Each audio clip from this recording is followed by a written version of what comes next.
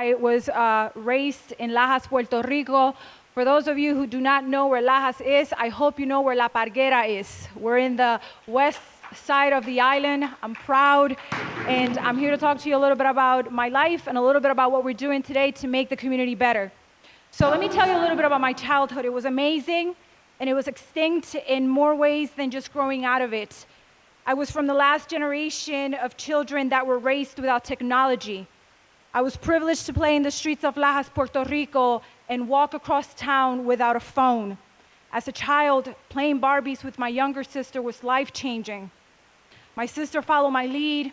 We went places and we got things done with a little bit of imagination and a lot of gibberish. At the time, that's exactly how the English language sounded to me. And it was fascinating. Little did I know that as time went on, my desire to speak English would be my lifelong dream. At 16 years old, I arrived to Buffalo, New York. Can you imagine going from the Caribbean to Buffalo? From Daisy Dukes to sweaters. I couldn't take it, guys, but here we are. Without any frame of reference whatsoever of what the cold weather looked like or felt like, or how my body and mind would respond to it, we were in Buffalo.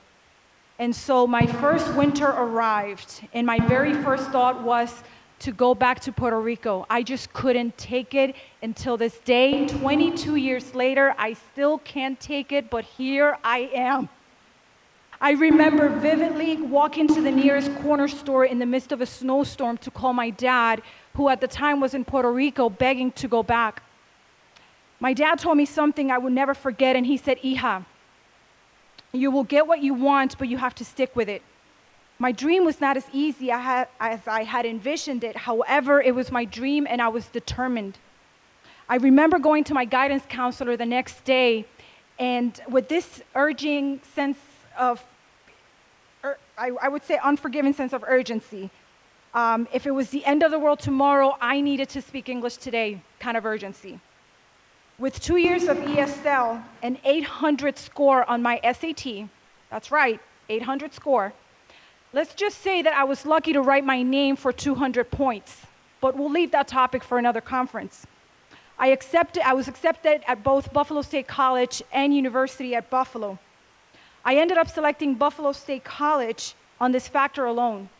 My advisor spoke Spanish, and to me, being so far away from home, that made all the difference. So can you imagine, how can someone be that influential to someone else's pathway?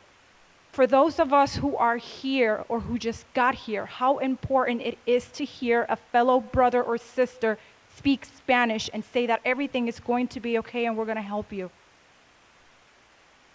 I graduated and I ended up here in Allentown, Pennsylvania. Achieving the dream requires just as much or perhaps even more of what you put in it just to sustain it. It takes all of what you're made of, what you've learned along the way, and sacrifice. It is a survival of the dreamer, the rebirth of someone stronger and determined in the face of adversity. My sacrifice was to let go of the place I call home, my family and friends, for something bigger than myself. 22 years later, that's how long it's been, and I'm still a student.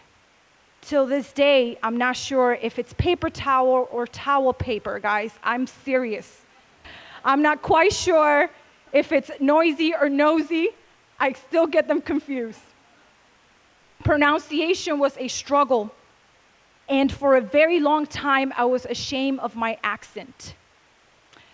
Until I realized that something beautiful happens in the brain.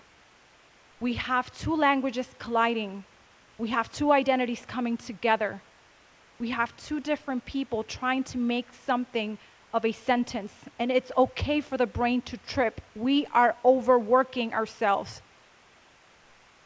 No one has ever made fun of my accent.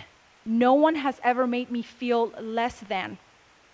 However, I was that person. I was being my own oppressor. Understanding this was liberating and allowed me to see people, places, and things differently. I wanted take this opportunity to thank my current employer. I'm not trying to suck up, guys. This is a genuine thank you. I want to thank Lehigh Carbon Community College for allowing me to see in other people what I saw in myself 22 years ago. We have 955 students. Over 500 of those students are Latinos.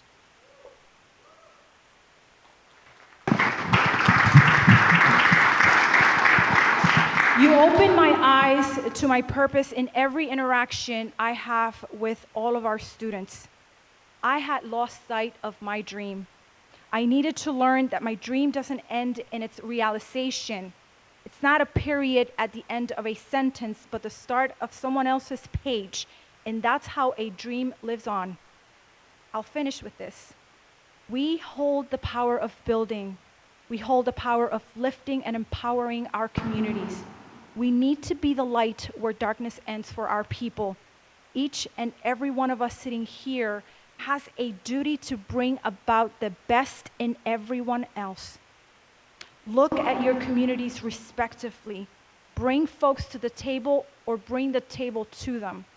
Identify what's needed and get it done. We all have a story and dreams to help fill up. We are 1 million strong in Pennsylvania, and the question to ask is, what makes us strong? I believe it's a twofold answer. Some of it lies on what we're made of, but more on what's left to do. Thank you. And